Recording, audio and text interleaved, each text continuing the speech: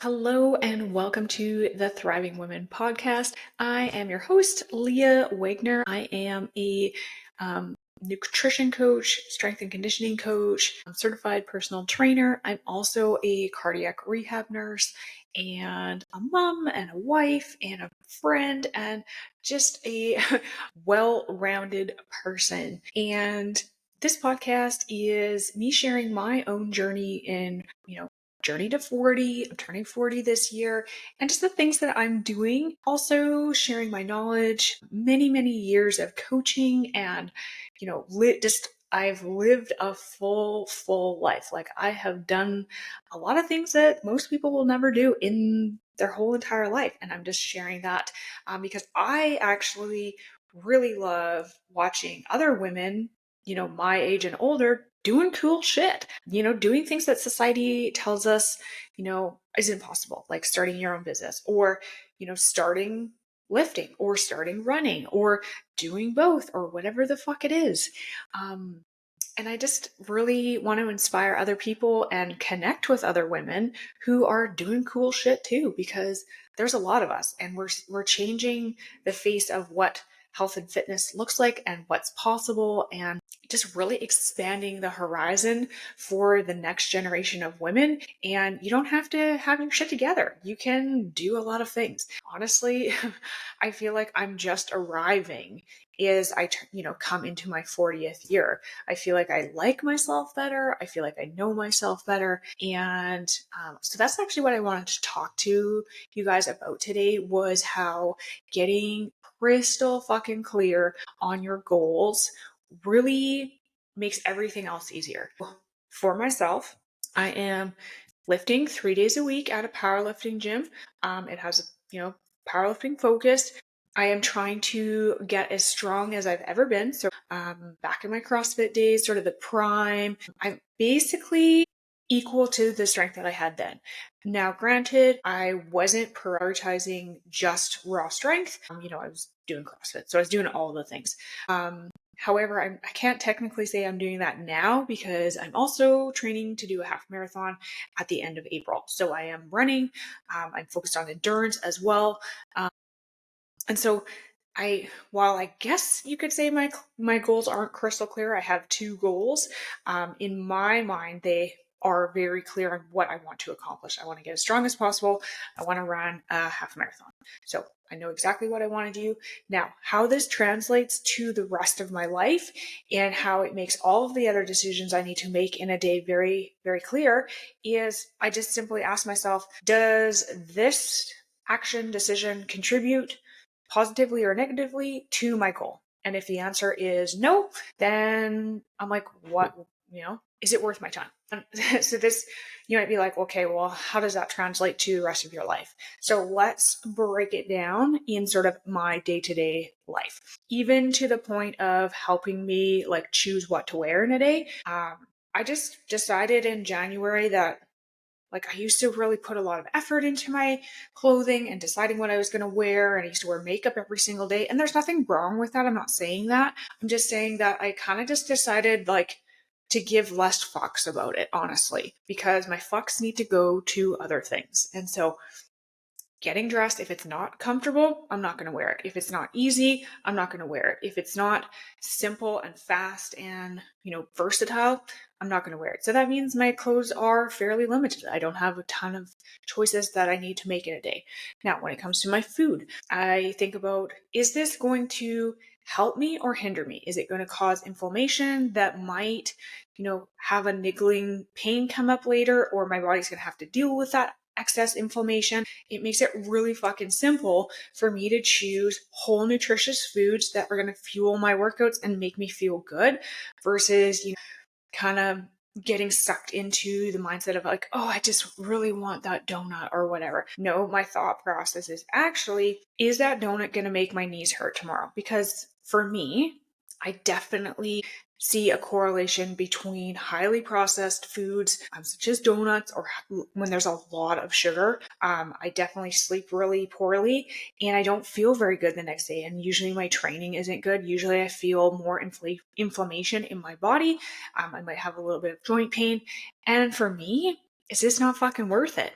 Or I might save a really special day. Like I'm going to this place called Sparkling Hills on the weekend, and I know I'm going to be going out for breakfast with my mom.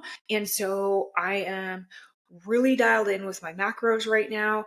And I'm trying to only let myself have like maybe one untracked meal per week, or sort of off meal that maybe isn't tracked really closely. This is all contextual.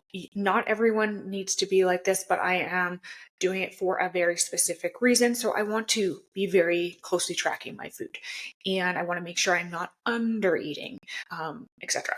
So we can go down a rabbit hole, but I'm not going to. So I know that I have this fun breakfast coming up with my mom. And so instead of maybe going out on Friday night, I'm going to choose to eat at home. One, because I can control the food and I know that it's not going to make my body, I'm not going to need to recover from a meal for my training day the next day.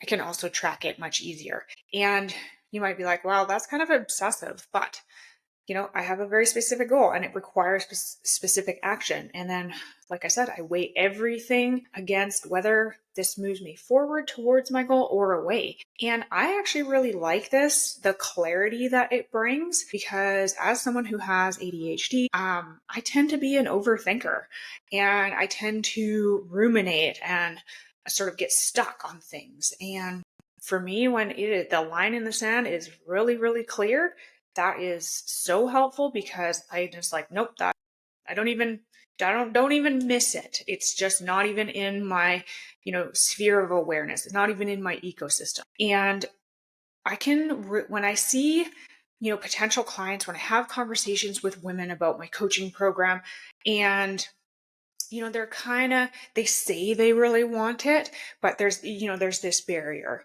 The people that really want it, the women that really fucking want it, they find a way to make it happen. And that's okay if you're not ready. Recognizing that is really important. It just means that you're not there yet. You're just not there to do the 100% commitment that might be required to change your life, because the change is really hard. And this is something that, if you followed me for a while, I've referred back to when I went through a 12-step program. And, I was just a fucking mess back then. I think that was 13 years ago now. And it wasn't specific to alcohol or addiction. It was actually through the church that I went to at the time. It was just for dysfunctional people. And whoa, I had a lot of dysfunction to work through. But the one thing that program taught me was how to change, how to work through things, how to process emotion, how to, forgive. Like, how do you legit, actually practically forgive someone, or, work through, addressing what your values are, or sort of critically thinking around your values or your thoughts, or because this is what is required if we're going to, move in a different direction. We have to change our thoughts, which then changes our emotions, which then changes our behaviors. And then when we change our behaviors, we actually get different, right? We get different results. And this is a really hard thing for people to understand in the moment. When you start showing up differently, when you start acting differently, when you start responding to others differently, you get different results and different responses, which is how you move out of that sort of hamster wheel of being stuck and nothing working for you. You can apply this to other things in your life. You can apply it to anything, basically, anywhere that you want to make change. There is a saying in Alcoholics Anonymous, like, insanity is doing the same thing over and over. That's literally what we do as humans when we're stuck in some sort of behavior that we don't like. Maybe it's overeating, maybe it's undereating, whatever it is, maybe it's overexercising, whatever that looks like for you, until you get so sick of your shit that you are like 100% ready to make a change, and you are crystal fucking clear on your why, like I am. Like I said, I know exactly what I want to do. It is in my mind. I can see it so clearly. And then every decision is weighed against that goal. And it makes it so easy for me to say, no, no, I don't want to do that. It's not interesting. I'm not interested. That doesn't move me towards my goal. And that's why I make my clients get really, really clear on their why and what their goal is and like the vision they have for themselves. Because once you have that, every decision becomes really, really easy. You just weigh it against what the goal is. And if it matches up or moves you towards it, great. If it doesn't, bye bye. It makes it so easy. Now, the other thing I wanted to talk about was a little bit, just to give a little training update. So I think the last time I was sort of mid-cycle. So we finished up our cycle at the powerlifting gym. We sort of had our max. We didn't do like 1 RMs. We didn't do any testing like that, but we did do our highest percentage. I did scale back on my running volume. I just went down to 2 sort of steady state runs during that period. I didn't do any speed runs or interval work because I find them a little bit more draining and taxing to my system. And I was in California for those sort of the highest percentage week and then my deload week. And I was dealing with some extra life stress. I took my dad down to California for a little bit of a vacation.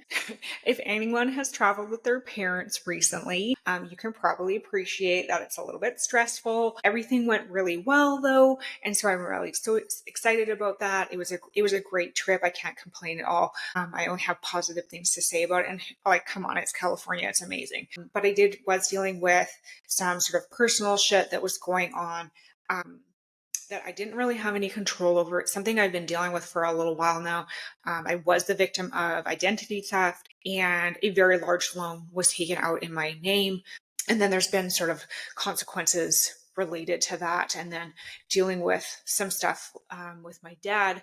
And, again, identity shit and hackers, or however you want to put that, just like his credit card was compromised. And it was actually kind of a little bit funny in a weird, and like, I don't even know how, if you are someone who is in the role of being a dual caregiver, so you have children, but then you have elderly parents who require help. I was helping my dad with the credit card company, speak to the credit card company on his sort of with him. And the guy knew that I was his daughter. And I guess there was some fraudulent like charges on a porn site. And so he was very discreetly trying to tell my dad not, maybe he shouldn't be going on to those sites. The funny part is that was definitely not my dad. I did share that his computer got taken by another person, and so he didn't even have a computer with us in California. So it definitely was not him. And so just this sort of funny situation.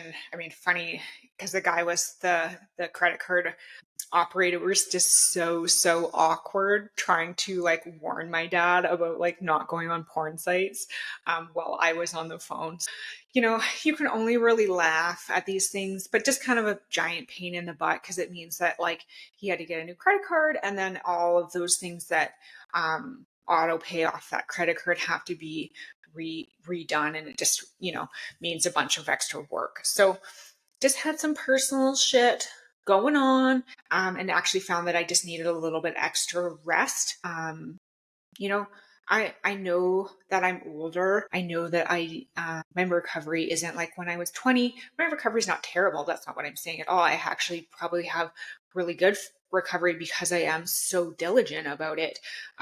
But just sometimes it means that I can't go as fast as maybe I could when I was 20, when I could just sort of, like in the old days when we went to the bar, stayed up till 5, and then went to work at 7 and, then did it again the next night. So those days are long gone. I need my 8 hours of sleep, and I need my 2 liters of water and my food every, 2 hours, and in all the things. So just going a little bit slower with my training and just taking a few extra rest days really, really made the difference. And my body's been feeling really good. When I first started this whole journey, for many, many, many, many years, I had experienced like superficial numbness. So like just the layer of my skin numbness whenever I would deadlift and run. And so I talked to my physio about this, and I told her what I was trying to do.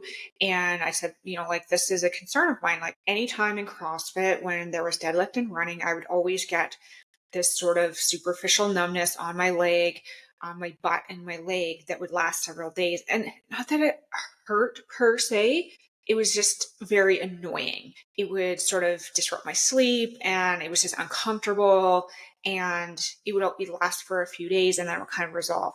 And so, I was actually like pretty concerned about that because I was like, okay, am I going to be able to deadlift and run? Because the way that I set my schedule up is I deadlift on Thursdays and then I do 2 runs. So I do one on Friday and then one on Saturday. And I was like, is this going to work? Like, am I going to have to, going to be able to do this? And, so far, fingers crossed, like I have had no issues with that. It's been really phenomenal. And the other part of it is I've just been imagining that my body's super healthy, super capable, seeing it as able to heal itself. And honestly, the symptoms that I used to have actually completely disappeared, and I feel strong, I feel healthy, I feel powerful. Like I just feel really fucking good. Like I said, I do recognize that I'm a little bit older, trying to do something that most people don't do, and that's okay. And I just have to go slow, and it might just take me a little bit longer to, get my mileage up and running. And this is a whole new sport for me, which is really kind of fun, but kind of weird at the same time.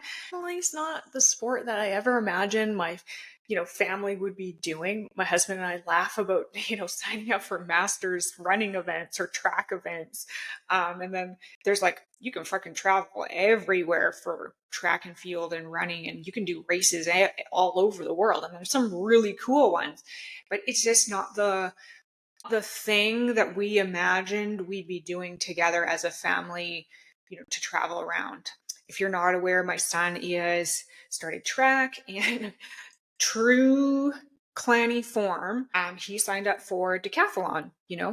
As I've shared, I have ADHD, and that's probably why I loved CrossFit, because it was always different, always stimulating my mind. There was always something to work on. And I suspect for Kalani that he probably has a tendency towards ADHD or is like on that spectrum. And so for him, decathlon is perfect. There is 10 fucking events that he can work on. He can always have something to focus on. When he did other sports, this is the cycle he would go through. He would do it, get like obsessed with it, do it all the time, practice it a shit ton, get really good, win, and then he'd get bored and move on to the next sport. And so with decathlon, we're like, that's impossible. You can never be, there's always going to be something to work on. And so it's just like this family joke about how we're now this running family, and how, we have 97 pairs of shoes and all the things. There's like a quiver of shoes. My son, I was asking my husband about who has, I think he's bought like 6 or 7, maybe 8 pairs of new shoes since starting running 2 months ago, which I realize is ridiculous. He was like, Dad, why do you need so many shoes? Kalani is Mr. Practical. He has like one thing, one pair of shoes for running, one pair of shoes for lifting, and he has like his winter boots. Like he's Mr. Minimalist. And then there's my husband, who has 3 pairs of shoes for each possible scenario where he might need a shoe. And so it was just a fun conversation within our family about how we can do everything full on. There is no half-assing it in this family. But we will see what happens. I'm training for a half marathon, and then I'd like to do a full marathon after that. Of course, those of you who know Nate, he never does anything half-assed, so he is training to do an ultra, and literally just started running when I started running. And then my son Kalani, who's doing track and field, although he has told his dad that he is by no means allowed to start track and field, especially not pole vault, which means, of course, that, Nate's going to do his ultra and then he's going to join track and field and learn how to pole vault. So, there's fun family dynamics that I hope, make you laugh and hope you can relate to. They're just sort of little parts of my life that are hard to share on social media, and this is a easier forum. So if you enjoy hearing about these silly parts of my life, I'd love to hear in the comments, because I like to share them, and I like to imagine that I'm here just talking with you as a friend, and this is the kind of things that I would share. So I'm going to wrap up this podcast for today. I'd love to hear your questions or I'd love to hear what you're doing for training. I'd love to connect on social. Feel free to send me a message. Otherwise, have a great rest of your day. And I hope you are out there fucking slaying it and, reaching your goals.